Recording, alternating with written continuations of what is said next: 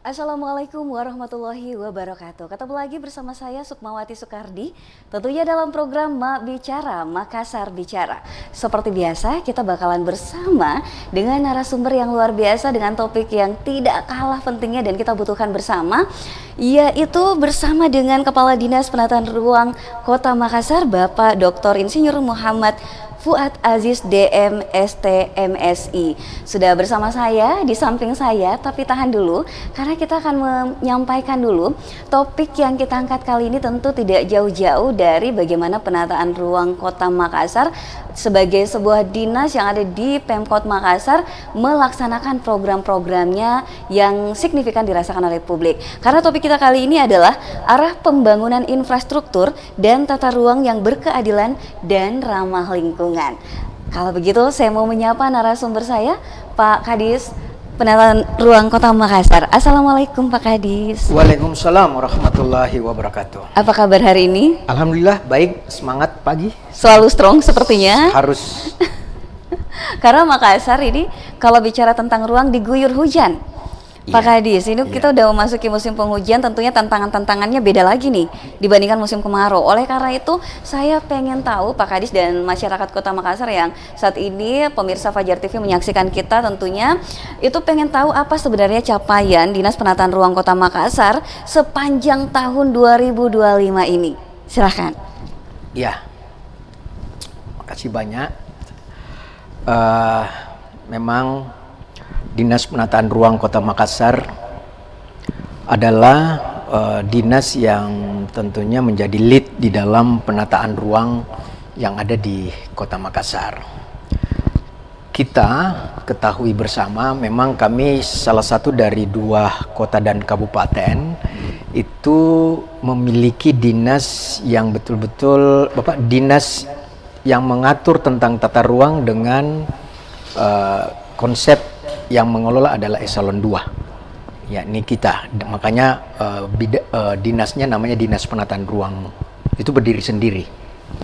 Artinya kenapa kita mau Kota Makassar ini mulai dari program dan kegiatan tentu akan selalu berkolaborasi dengan teman-teman di Badan Perencanaan Daerah untuk menghimpun semua program-program dan kegiatan tetap bersinergi, tersinkronisasi dengan aturan yang ada. Nah, tentang progres yang kami laporkan di tahun 2025, kami Mbak Sukma itu sudah diatur di nomenklatur yang tentunya sudah dijadikan sebagai bidang di dalam dinas. Nah, bidang yang pertama adalah bidang perencanaan ruang. Bidang ini di tahun 2025 sudah secara digitalisasi melahirkan yang namanya program aplikasi Pesilat. Jadi Pesilat ini mencoba memetahkan yang namanya sistem pengelolaan lahan terpadu, terintegrasi. Artinya setelah dilahirkan rencana tata ruang wilayah, sudah ada Perda rencana tata ruang wilayah tahun 2024, Perda nomor 7, itu sudah menjadi kitab suci Mbak Sukma, kitab suci bagi kami di dalam melakukan penataan ruang. Alhamdulillah dari tahun 2024 kita coba melakukan sinkronisasi. Bahkan di tahun 2025 awal ini kita selagi menyusun dokumen yang namanya dokumen siap Spatial Issue Improvement Action Plan. Artinya sinkronisasi dengan Perda RT/RW yang kita bentuk ini tentu sudah harus diidentifikasi dengan isu-isu yang ada, sehingga itulah menjadi dasar di dalam melakukan perencanaan. Di tahun 2025 ini bidang perencanaan juga menggodok yang namanya bagaimana bisa melahirkan rencana detail tata ruang. Nah, ada produk RDTR ini pasti akan menjadi peraturan wali kota, bukan peraturan daerah, peraturan wali kota yang sama tahapannya. Kemarin teman-teman di bidang tata ruang saya ikut juga mendampingi dan melaporkan ke Bapak Pimpinan, Bapak Wali Kota Pak Haji Munafri Arifudin beserta Ibu Wakil Wali Kota Ibu Alia, kami sudah lapor bahwa kami sudah sudah berada di tahapan pralinsek atau biasa disebut klinik RDTR. Nanti setelah ini insya Allah dalam waktu dekat kita akan menjadwalkan linsek, mudah-mudahan bisa di tahun ini Mbak Sukma, supaya bisa menjadi progres dan menjadi implementasi terhadap warning yang diinginkan oleh pimpinan. Kemudian di bidang perencanaan juga ini kita akan melahirkan yang namanya Perda Indis, insentif dan disinsentif. Nah ini nanti kita berbicara tentang bagaimana sih sebenarnya pelanggaran-pelanggaran atau indikasi pelanggaran pemanfaatan ruang yang ada, dan saya kira kota dan kabupaten tidak pasti harus sempurna dengan konsep penataan ruang yang ada di kota dan kabupatennya. Setelah kita melakukan perencanaan ruang, maka kita beralih ke bagaimana kita memanfaatkan. Nah, ini ada bidang namanya bidang pemanfaatan ruang. Nah, bidang pemanfaatan ruang ini dengan berbagai inovasinya itu sudah melahirkan yang namanya bidang sniper, Mbak Suma. Sniper ini satuan penginput apa yang ada di dalam itu tadi indikasi-indikasi pelanggaran. Keren penembak Pak, ya, bukannya? termasuk dia men-shoot. Okay. Ketika muncul kolaborasi antara bidang tata bangunan ini yang akan kami jelaskan, di situ terjadi koordinasi antar bidang, di mana pemanfaatan ini banyak digunakan oleh pemohon-pemohon yang ingin membuat dulunya izin mendirikan bangunan, sekarang menjadi persetujuan bangunan gedung. Ketika persetujuan bangunan gedung lahir, maka penilik-penilik dari tata bangunan ini tentu akan berkoordinasi dengan tim sniper ini tadi. Nah itu. Nah setelah pemanfaatan ruang, tentu saya akan beralih ke bidang tata bangunan. Nah bidang tata bangunan ini adalah pengelolaan, di mana ikon tata ruang ini banyak diminati di sini, banyak yang viral-viral di situ karena ada tugas pokoknya, yakni bagaimana bisa melakukan kajian terhadap proses persetujuan bangunan gedung yang tentunya sudah berkoordinasi lintas SKPD atau OPD dengan dinas PTSP. Nah, kan di sana satu pintu. Semua proses-proses perizinan, baik itu yang non berusaha maupun perizinan berusaha, itu di PTSP. Kami punya tim juga ada di sana untuk membantu dalam memberikan informasi terhadap bagaimana sih sebenarnya pola ruang dan struktur ruang untuk mendukung lahirnya persetujuan kesesuaian pemanfaatan ruang yang dilakukan oleh teman-teman yang tadi di bidang pemanfaatan ruang.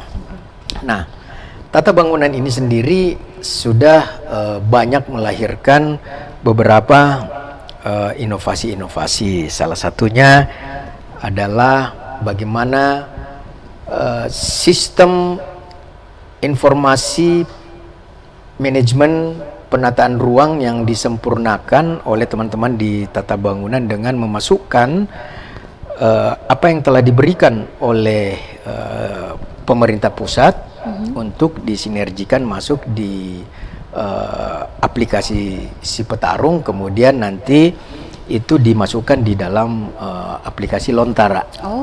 Ya, jadi Lontara ini kan memang adalah satu aplikasi, tetapi seluruh program dan kegiatan ada di sana.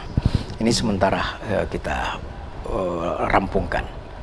Nah, setelah dilakukan pemanfaatan oleh tata bangunan, maka kita pindah di bidang pengendalian ruang, pengendalian pemanfaatan ruang dan bangunan.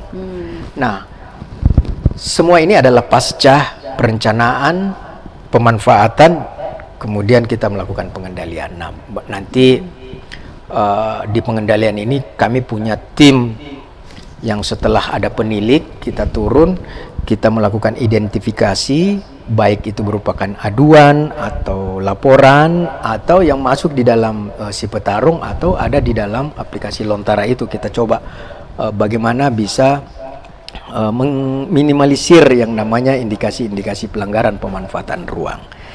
Nah, kondisi-kondisi di pengendalian pemanfaatan ruang ini memang menjadi tolak ukur di dalam melahirkan semua peraturan-peraturan daerah maupun peraturan wali kota. Kenapa demikian? Karena peraturan daerah seperti Perda nomor 7 tahun 2024 kemarin itu tidak akan bisa lahir kalau tidak clear dan clean.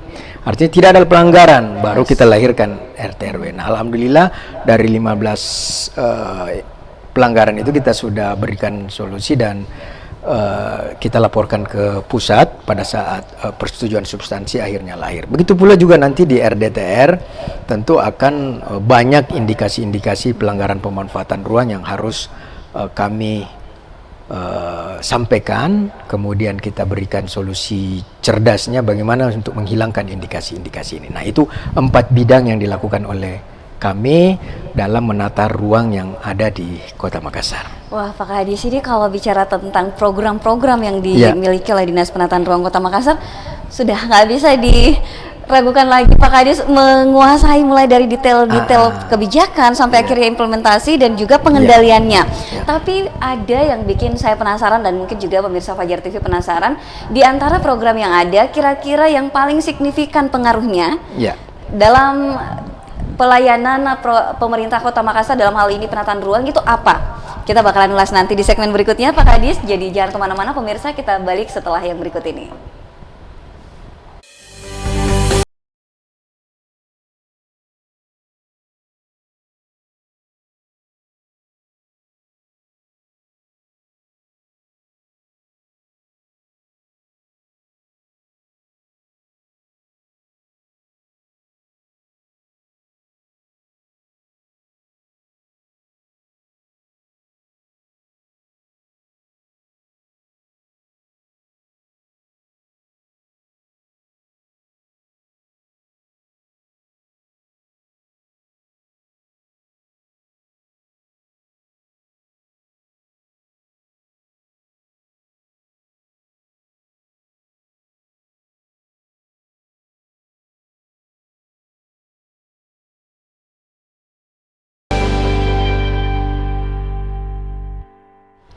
Masih di program Bicara Makassar Bicara dan tentunya masih dengan narasumber kita Bapak Kepala Dinas Penataan Ruang Kota Makassar, Bapak Dr. Insinyur Haji Muhammad Fuad Aziz DM ST MSI. Dan kali ini kita pengen tahu dari berbagai program yang tadi sudah dijelaskan berkaitan dengan bagaimana implementasi yang sudah dilakukan di tahun 2025 ini oleh Dinas Penataan Ruang Kota Makassar. Tentunya Pak Kadis ada yang paling signifikan. Ya nggak sih Pak Kadis? Atau jangan-jangan semuanya signifikan dan saling berkenaan? Ini bikin penasaran. Langsung aja dijawab sama Pak Kadis. Iya. Jadi berbicara tentang definisi dari penataan ruang, tentu kita tidak bisa memisahkan satu dengan yang lain, mulai dari perencanaan, pemanfaatan, tata bangunan dan pengendaliannya. Program-program yang tentu bersifat makro itu kita sudah selesaikan, yakni terbitnya Perda RT/RW yang tadi saya sampaikan. Nah, Perda RT/RW inilah menjadi kitab suci bagi kami di dalam mengelola kota, sehingga semua proses pembangunan untuk diarahkan sesuai dengan perencanaan ruangnya tentu harus mengacu di situ. Di perencanaan ruang itu sudah dikaji dengan baik dan benar karena memang tersinkron dengan apa yang dilakukan oleh teman-teman di Kementerian ATR dan BPN. Jadi harus selesai dulu Bu Sukma tentang bagaimana sih sebenarnya pola ruang dan struktur ruangnya, baru kita berbicara di dalam proses pembangunan. Pembangunan infrastruktur tentu tidak langsung harus kita bangun sedemikian rupa atau membangun bangunan-bangunan itu sesuai dengan libido kita. Tentu tidak, tentu harus diselingi dengan aturan-aturan yang ada. Nah, di tahun 2025, bagaimana bisa menerjemahkan RT/RW ini? Ya, ini kita akan melahirkan rencana detail tata ruang. Kalau saya mau presentasikan bobotnya, itu sudah 65% tentang pengurusan RDTR kami. Karena kemarin saya baru tiba di Makassar untuk menyelesaikan yang namanya klinik rencana detail tata ruang. Setelah itu baru kita buat lintas sektoral. Setelah lintas sektoral, kita lakukan persetujuan substansi. Karena rencana detail tata ruang ini sangat berguna bagi masyarakat, pihak swasta, dalam hal ini investor-investor. Bahkan kami sangat dibantu oleh rencana detail tata ruang ini di dalam melakukan penataan di Kota Makassar. Nah, terkait dengan apa sih sebenarnya yang program apa yang sudah berjalan dengan signifikan, tentu yang kami ingin sampaikan kepada masyarakat bahwa tidak lama lagi rencana detail tata ruang yang ada di Kota Makassar itu kita akan selesaikan satu kota. Kita akan mengikuti kemarin dengan narasumber teman-teman dari DKI, karena di Indonesia ada satu yang melaksanakan RDTR satu kota, yakni DKI Jakarta, dan insya Allah kami kota metropolitan yang kedua akan menyusul untuk membuat rencana detail tata ruang satu kota Makassar. Seperti itu. Dengan level Jakarta, dengan luas wilayah, kemudian dengan Yeah. jumlah penduduk, ternyata Makassar malah di posisi kedua. Yeah, Sementara betul. kalau dari segi populasi dan juga dari segi keluasan wilayah ada yang lebih di atas, tapi luar biasanya Makassar ternyata yang menjadi bagian kedua menuju yang ya, kedua kita, ini ya, untuk kita pengelolaan atau rencana implementasi detail. RDTR ini. Ya. Pak Kadis, kalau begitu ada yang bisa kita bilang RDTR salah satu yang signifikan. Hanya saja tadi sempat disinggung bagaimana hal viral yang sepertinya selalu menyentuh bidang tata pembangunan nih. Ya. Nah, itu mungkin bisa disampaikan karena bisa jadi itu sangat relate dengan warga Kota Makassar.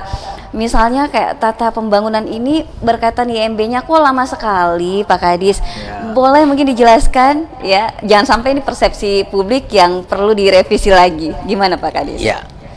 Jadi memang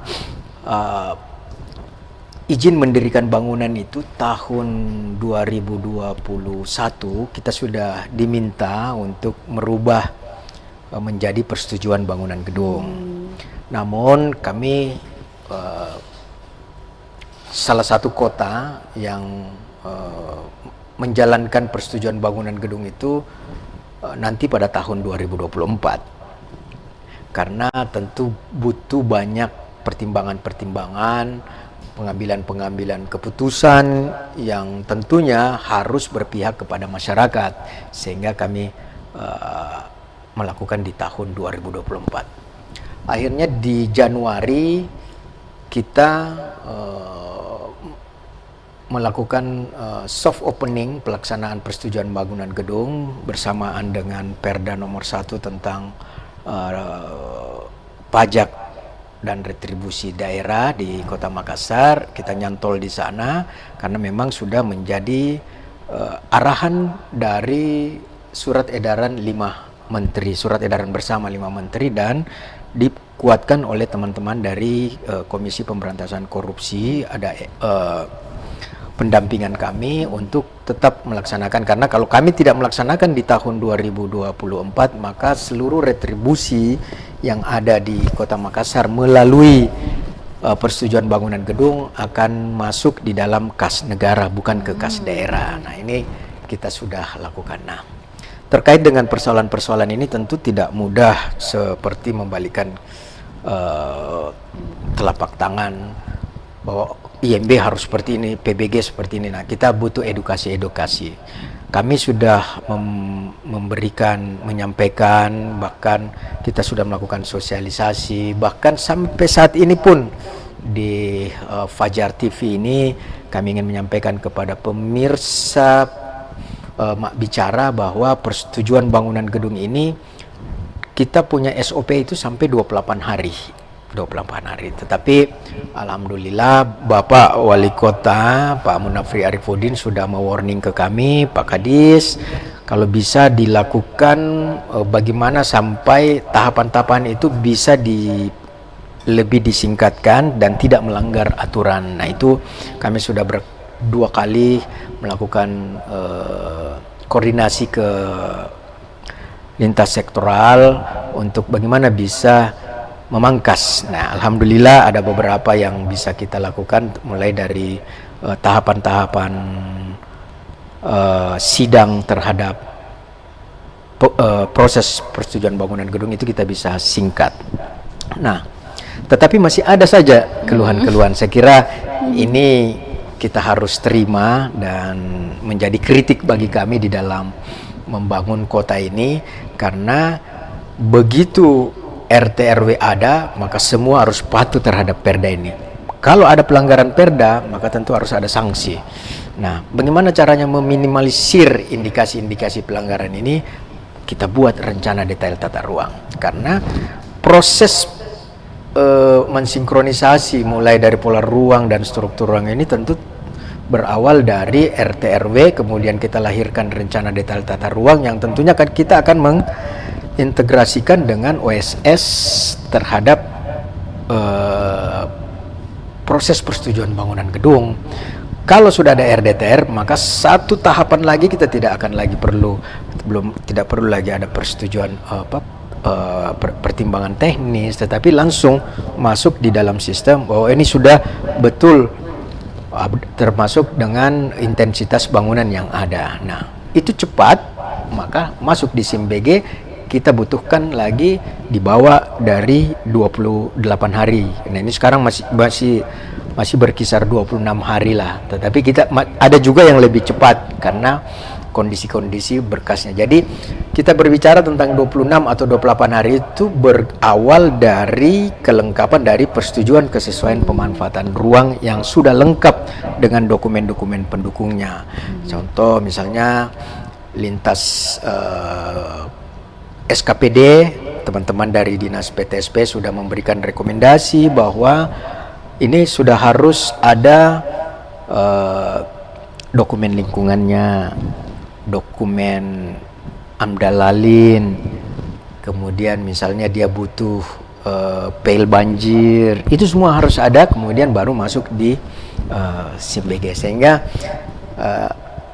kami untuk menghadapi aduan-aduan ini kita buka memang termasuk di Lontara, kemudian di sistem informasi manajemen penataan ruang, kemudian kami juga sudah buatkan yang namanya klinik persetujuan bangunan gedung di kantor kami. Jadi aduan-aduan misalnya masyarakat yang memang belum paham terhadap digitalisasi, karena memang kita berharap pemohon tidak ketemu lagi dengan kami, itu sudah langsung masuk di dunia maya. Tetapi kan banyak pemohon-pemohon yang berasa bahwa tidak menggigit kalau tidak ketemu langsung, ini harus saya tanya ini seperti ini. Akhirnya kami siapkan ada satu ruangan untuk bisa berkonsultasi terhadap apa sih sebenarnya persetujuan bangunan gedung itu.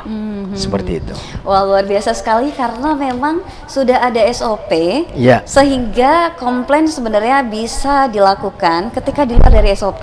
Ya. Dan ternyata menariknya tadi 28 hari diminta untuk lebih dipres lagi, waktunya lebih cepat. Ya. Tentunya dimulai dari setelah lengkapnya berkas. Ini kadang-kadang yang mungkin kesalahpahaman Pak Kadis. Hitungnya mulai dari berkas yang belum lengkap. Gitu. Jadi ini di stressing lagi, di bold lagi bahwa hitungan SOP 28 hari ini berkaitan dengan ketika berkas sudah lengkap. Dan menariknya lagi Pak Kadis, berkaitan dengan online single submission atau OSS yang dikaitkan dengan RDTR, ini ternyata masuk memang di detail rencana tata ruang tadi. Rencana detail tata ruang. Nah, kalau begitu Pak Kadis, yang pengen kita ketahui sebenarnya bagaimana evaluasi berkaitan dengan kepatuhan pembangunan terhadap RT RW dan RDTR. Mungkin termasuk kepatuhan dari Dinas Penataan Ruang sendiri, kemudian kepatuhan warga secara global, dan mungkin stakeholders yang lain yang berkaitan dengan RDTR RT RW ini. Gimana Pak Kadis? Iya, berkaitan dengan munculnya Perda nomor 7 tahun 2024 tentang rencana tata ruang wilayah, tentu akan menjadi bahan pertimbangan atau bahan kajian kita. Kita tahu di mana adanya isu-isu pelanggaran ruang itu tadi dengan mengiriskan dokumen RT RW dengan apa yang ada di existing. Tetapi kita juga tidak mungkin memberlakukan surut tentang Perda RT RW yang terdahulu, misalnya ada namanya dulu Perda nomor 4 tahun 2015, kemudian kita revisi menjadi Perda nomor 7 tahun 2024. Ketika masyarakat kami melakukan pembangunan berdasarkan Perda nomor 4 tahun 2015, maka kita tidak bisa langsung menyesuaikan di Perda nomor 7 tahun 2025. Misalnya dia punya KDB 60%, tetapi begitu masuk di sini 80%, kita langsung bongkar. Ini tidak sesuai. Itu berarti kita tidak mengikutkan dengan aturan-aturan yang sudah berlaku. Artinya yang berlaku surut itu harus tetap kita pegang, karena kalau tidak kita dianggap menzolimi masyarakat kita. Nah, banyak bangunan-bangunan yang ada di Kota Makassar tentunya kita berharap sudah berkesesuaian. Jika tidak terjadi kesesuaian, maka kita sekarang lagi mengurus namanya insentif dan disinsentif, tetapi bukan untuk pelanggaran, Nah, ini yang perlu dipahami oleh masyarakat kita. Yang program Indis tadi, Pak Kadis ya. Nah, menarik sekali Pak Kadis karena berkaitan dengan RT RW kemudian RDTR ini, kita bakalan pengen tahu ya seperti apa dan sejauh mana sih sebenarnya koordinasi antara Dinas Penataan Ruang Kota Makassar dan OPD lainnya. Lalu yang bikin penasaran juga Pak Kadis masih berkaitan dengan RDTR ini, ada nggak kayak pelanggaran kenakalan ya dari pihak pengembang maupun investor? Ini yang pengen kita tahu. Jadi jangan kemana-mana, pemirsa Fajar TV, kita balik sesaat lagi setelah yang berikut ini.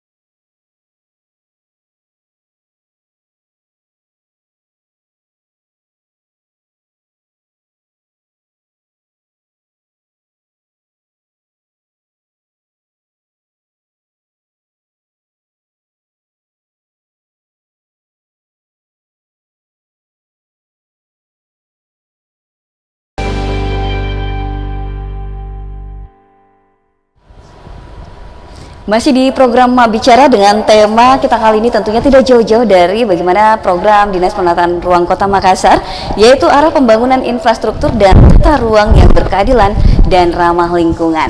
Pak Kadis, tadi kita udah bahas tentang bagaimana sebenarnya RT RW dan RDTR yang sudah dijelaskan detailnya. Nah, ini pertanyaan berikutnya, sejauh mana koordinasi antara OPD yang ada di lingkup pemerintah Kota Makassar, dan tentunya ini pertanyaan saya juga yang mungkin bikin penasaran juga bagi pemirsa Fajar TV, sebenarnya sejauh ini koordinasi yang dilakukan, kemudian akhirnya apa yang terjadi di lapangan, adakah ya semacam ketidakpatuhan atau ada penilaian kepatuhan terhadap investor dan pembangunan terhadap rencana tata ruang Kota Makassar? Ya, terkait koordinasi lintas SKPD, kita paling sering, karena kita berharap Dinas Penataan Ruang ini menjadi panglima dalam proses pembangunan, di mana kita siapkan keranjang penataan ruang untuk masuk seluruh program dan kegiatan. Nah, beberapa SKPD yang tentunya kami sering berkoordinasi, ya, tentu saat ini adalah teman-teman di Dinas PTSP. Dinas PTSP berkaitan dengan bagaimana bisa mengeluarkan proses perizinan baik berusaha maupun non berusaha itu setelah terjadi kajian-kajian terhadap pola ruang dan struktur ruang. Nah, ini tentu paling kita sering berkoordinasi, dan memang kami ada di dalam bagian dari PTSP itu. Kemudian dari teman-teman PTSP sudah punya garis koordinasi dengan teman-teman di Dinas Perumahan. Dinas Perumahan, kalau misalnya ada teman-teman investor yang ingin bangun perumahan, nah tentu kita menganggap bahwa ini adalah salah satu bagaimana bisa mewujudkan infrastruktur yang berkualitas, kemudian infrastrukturnya berwawasan lingkungan, tentunya berdasarkan dengan tata ruang yang ada, yang harusnya beradaptasi dengan lingkungan. Selain Dinas Perumahan, kita berkoordinasi dengan Dinas Perhubungan. Nah, investor atau pemohon atau masyarakat yang ingin membangun sebuah bangunan yang bersifat komersil, tentu harus melakukan kajian-kajian terhadap lalu lintas. Kemudian selain Dinas Perhubungan, saya kira tentu kita tahu dengan Dinas Lingkungan Hidup. Nah, banyak memberikan kontribusi terhadap bagaimana bisa berkesesuaian antara ruang dengan adaptasi lingkungannya. Dokumen-dokumen inilah menjadi persyaratan untuk bisa melakukan kajian terhadap beberapa pembangunan atau seluruh pembangunan yang ada di Kota Makassar, tentu harus dikaji dalam persoalan pemanfaatan ruang. Bahkan kami juga sudah sering berkoordinasi dengan teman-teman di Dinas Pertanahan. Dinas Pertanahan ini banyak memberikan informasi, memberikan masukan dalam melakukan pemetaan satu data, satu peta. Bahkan kami dari Dinas Pertanahan langsung bergeser ke bagian hukum. Tentu ini selalu kita berkoordinasi dalam proses mulai dari prarencana, konstruksi, bahkan pasca konstruksi. Nah, dalam proses pengendalian tentu ada perda yang kita harus tegakkan. Nah, di sini ada teman-teman dari Satpol PP, itu kita sering berkoordinasi di dalam penegakan perda atau ada yang pelanggaran perda. Nah, itu beberapa, mungkin ada saya lupa di dalam koordinasi secara horizontal, tetapi kami juga paling sering melakukan koordinasi secara vertikal. Teman-teman misalnya ada perizinan yang memang kewenangan pusat, kita berkoordinasi dengan teman-teman di pusat, di ATR BPN, kemudian kita berkoordinasi dengan Kementerian PU, tentu dengan tegak lurus dengan Dinas PU yang ada di kota dan kabupaten atau Dinas PU Kota Makassar yang berkaitan dengan pemenuhan infrastruktur di dalam membangun satu kawasan yang tentunya apakah baik dari investor ataupun berasal dari sumber dari APBD kita. Nah, ini semua garis-garis koordinasi. Berkaitan dengan pelanggaran-pelanggaran, Mbak Sukma, saya kira kita tidak mau ada pelanggaran, tetapi banyak cara atau banyak jurus yang selalu mau melahirkan indikasi-indikasi pelanggaran. Tetapi kami juga selaku pengelola kota juga sudah menyiapkan jurus-jurus bagaimana untuk bisa mengentaskan yang namanya dia membungkus satu kegiatan yang tentunya nanti di dalamnya ada mau melakukan pelanggaran-pelanggaran. Alhamdulillah teman-teman dari pusat itu sudah membuat satu sistem yang tentunya sudah dipikirkan semua. Ini kita perkuat. Nah, terkait pelanggaran ruang itu sudah diatur di persetujuan kesesuaian kegiatan pemanfaatan ruang untuk menghindarkan dari pelanggaran-pelanggaran ruang. Kalau misalnya kami di dalam RT RW sudah menyampaikan bahwa ini adalah bentuknya adalah perdagangan dan jasa di situ, tetapi dia mau pakai lagi di luar dari perdagangan jasa, maka kita panggil.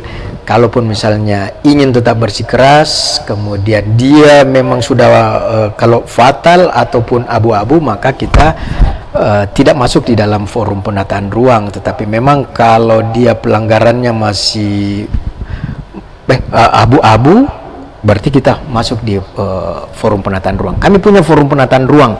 Forum penataan ruang ini diketuai oleh Pak Sekda. Oke, langsung sama Pak Ya, Sekda. langsung Pak Sekda di tingkat kota. Jadi sekretarisnya kebetulan di Dinas Penataan Ruang.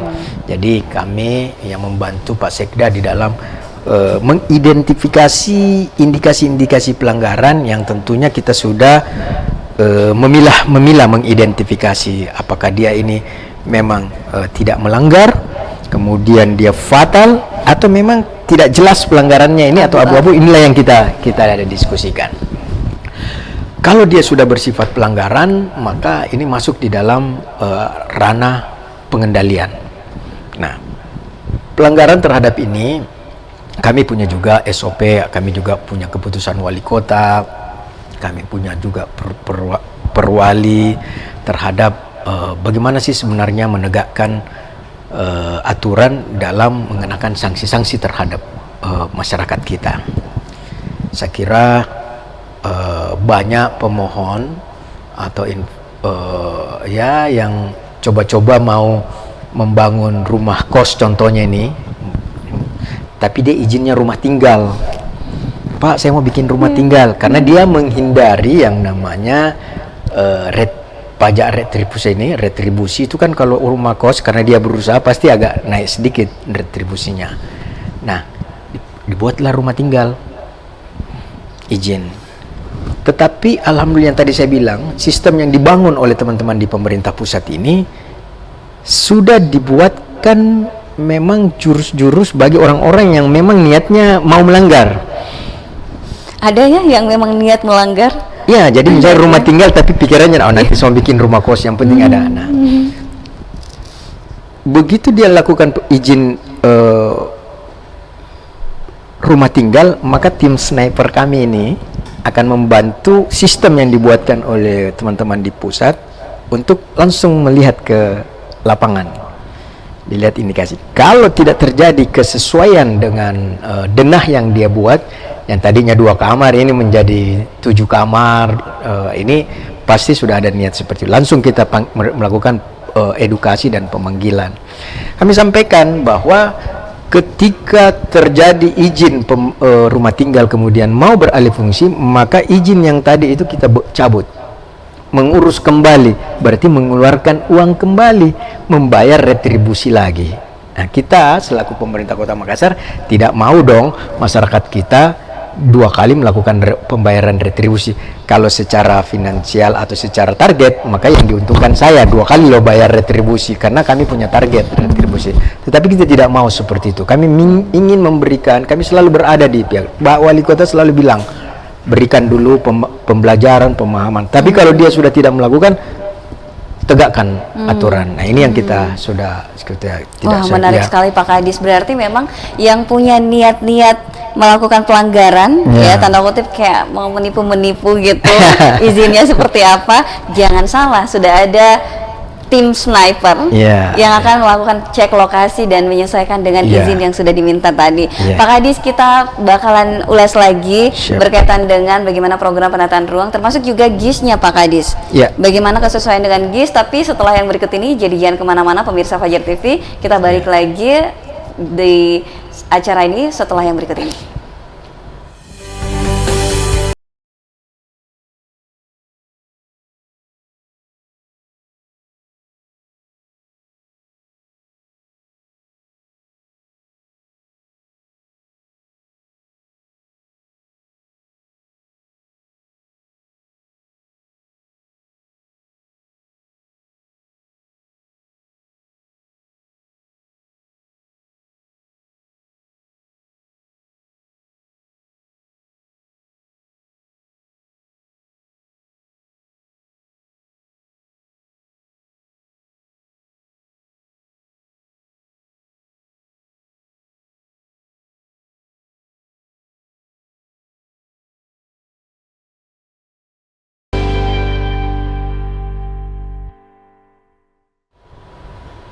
Tentunya kita masih di Ma Bicara, Makassar Bicara, tapi sayang sekali kita udah di segmen terakhir. Padahal seru sekali pembahasan saya dengan Pak Kadis Penataan Ruang Kota Makassar, dan keseruannya saya masih pengen lanjut di segmen terakhir ini berkaitan dengan bagaimana sebenarnya adaptasi Dinas Penataan Ruang Kota Makassar dalam teknologi GIS, ya, Geografis Informasi Sistem, dan juga drone mapping Pak Kadis.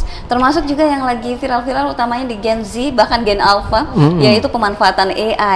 Nah, kita nggak bisa pungkiri Gen Z sudah mulai mikir nih Pak Kadis untuk beli rumah, untuk membangun, buka bisnis. Bahkan banyak yang mungkin punya kafe-kafe Pak Kadis. Nah, itu mungkin bisa dibahas bagaimana program mengcover semua ini. Berkaitan dengan digitalisasi hub yang ada di Kota Makassar, memang Pak Walis memang adalah satu sosok pemimpin yang remote sistemnya bagus. Dia sense terhadap persoalan ini. Kami di Dinas Penataan Ruang langsung menerjemahkan hal-hal itu. Rencana detail tata ruang itu skala 1:5.000. Tapi kami di Dinas Penataan Ruang sudah berkoordinasi dengan Badan Informasi Geospasial BIG itu di Bogor. Kita diakui karena 1:5.000 kita malah bikin 100.000. Jadi kita bikin petanya 1:5.000, kita bikin juga 100.000. Wah, lebih besar lagi. Iya. Nah, menjawab terhadap teman generasi Gen Z ini, dari 100.000 itu kita sudah melakukan drone, itu kita buatkan yang namanya 3D. Jadi kita sudah foto peta udara. Saat ini kita sudah menyelesaikan 843 hektar. Ya, itu pun 843 hektar baru 5% dari 17.700 hektar yang ada di Kota Makassar. Nah, memang harus disampaikan kepada Gen Z ini, Gen Z ini, bahwa dulu waktu di sekolah kita itu kan 175 km bujur sanggar atau 175 hektar. Sekarang setelah adanya digitalisasi atau mapping ini, itu sudah menjadi 17.700 hektar. Nah, ini baru 843 kita buatkan. Selain kita teridikan, kita juga sudah mau tahu berapa sih sebenarnya karbon yang dihirup, berapa yang harus direduksi, berapa yang dihasilkan O2-nya. Itu juga kita sudah lakukan digitalisasi seperti itu. Nah, saat ini memang rampung di tahun ini baru 843, tetapi tentunya kita akan melakukan penyelesaian terhadap digitalisasi tersebut. Nah, program-program ini kita alhamdulillah kita sajikan dan didukung oleh teman-teman legislatif, pimpinan, Pak Wali, Ibu Wakil Wali Kota, dan beberapa stakeholder yang mensupport persoalan-persoalan ini, seperti itu. Wah, jadi memang sudah beradaptasi, kemudian programnya didukung juga oleh pimpinan, dan yang pastinya juga ini bisa dikaitkan dengan bagaimana penilaian publik, Pak Kadis. Nah, salah satu penilaian publik mungkin bisa direalisasikan melalui pengaduan kan, berkaitan dengan program-program penataan ruang Kota Makassar. Nah, kalau misalnya ada pengen mengadu atau pengen support aja, Pak Kadis, ini kan kalau zaman dulu kan kita bisa langsung datang. Nah, kalau sekarang ada nggak yang lebih memudahkan, apalagi memang eranya digital, udah terbuka lah aplikasi banyak banget. Nah, gimana adaptasi dari Dinas Penataan Ruang Kota Makassar? Iya, kalau persoalan pengaduan itu memang kita dari dulu memfasilitasi.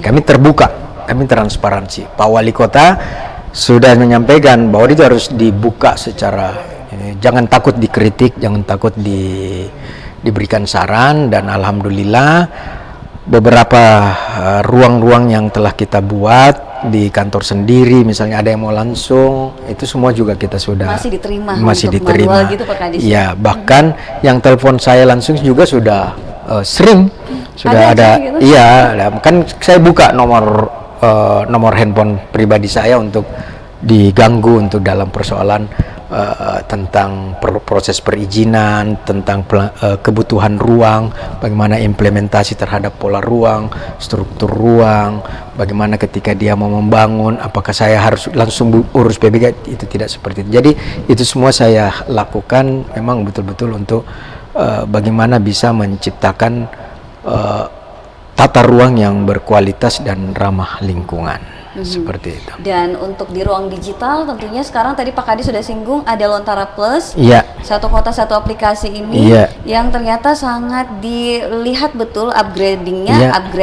upgrade pelayanannya Iya. oleh Dinas Penataan Ruang Kota Makassar. Seperti apa Pak Kadis? Iya, saya kira Lontara kita sudah tahu persis 2 minggu lalu tuh dapat penghargaan ya karena satu kota satu aplikasi di situ dan kemarin saya berkoordinasi dengan Kepala Dinas Kominfo untuk meminta lagi satu dashboard untuk bagaimana kami memasukkan tadi itu yang peta 1.000 ketika teman-teman atau masyarakat atau investor mau lihat secara 3D, kemudian mau tahu di mana ruang terbuka hijau itu bisa dikompensasi karena selama ini ruang terbuka hijau itu hanya dipikir bahwa harus hamparan, tapi ternyata kita bisa mengcover dengan bagaimana bisa mengkompensasi terhadap hamparan itu tadi bisa menjadi pohon-pohon yang kita tanam selama bisa mencukupi reduksi karbon dioksida dan menghasilkan O2 yang sesuai dengan hamparan yang misalnya per meter bujur sangkar itu. Seperti itu. Dan itu bisa dilihat secara digital. Dan bisa dilihat secara digital. Sayang banget Pak Kadis, kita harus cukupkan sampai di sini Ya. diskusi kita. Tapi sebelum kita close, saya minta closing statement dari Pak Kadis berkaitan dengan program yang dimiliki. Ya, saya kira closing statement saya hanya menyampaikan pesan Bapak Wali Kota bahwa peraturan daerah yang sudah ada itu tetap kita jalankan. Saat ini peraturan wali kota tentang rencana detail tata ruang itu sudah kita godok sehingga ini bisa menjadi rel bagi kita di dalam melakukan pembangunan. Saya kira dalam persoalan menata kota kita tidak bisa sendiri, harus seluruh stakeholder ikut terlibat, dan saya yakin bantuan dari masyarakat atau pelibatan masyarakat itu juga harus banyak berkontribusi, dan masyarakat atau pihak swasta yang sudah berkontribusi terhadap penataan ruang yang ada di Kota Makassar, kami ucapkan banyak terima kasih, dan tidak lupa juga teman-teman dari media, kemudian teman-teman dari universitas itu banyak-banyak mendukung dan membantu kita dalam menyelesaikan persoalan di Kota Makassar. Pesan kedua dari beliau, bagaimana kita peralihan terhadap alih fungsi bangunan itu tetap dijaga, jangan sampai izin mendirikan bangunan yang kita sudah punya yang tanda kutip itu seumur hidup, atau persetujuan bangunan yang sudah terbit yang saat ini itu adalah seumur hidup. Tidak jadi seumur hidup apabila terjadi perubahan bentuk dan alih fungsi. Artinya dari rumah tinggal menjadi ruko, rumah kos atau rumah kantor, itu harus dirubah lagi persetujuan bangunan gedung. Saya kira itu, Bu Sukma. Terima kasih banyak Pak Kadis, Ya, luar biasa siap. sekali. Dan pemirsa Fajar TV, terima kasih sudah menyaksikan kita dari awal sampai sekarang. Tentunya kita bersama dengan Kepala Dinas Penataan Ruang Kota Makassar, Bapak Dr. Insinyur Haji Muhammad Fuad Aziz DM, STMSI. Saya Sukmawati Soekardi, mohon undur diri juga. Kalau ada salah kata, salah sikap, mohon dimaafkan ya. Assalamualaikum warahmatullahi wabarakatuh. Waalaikumsalam warahmatullahi wabarakatuh.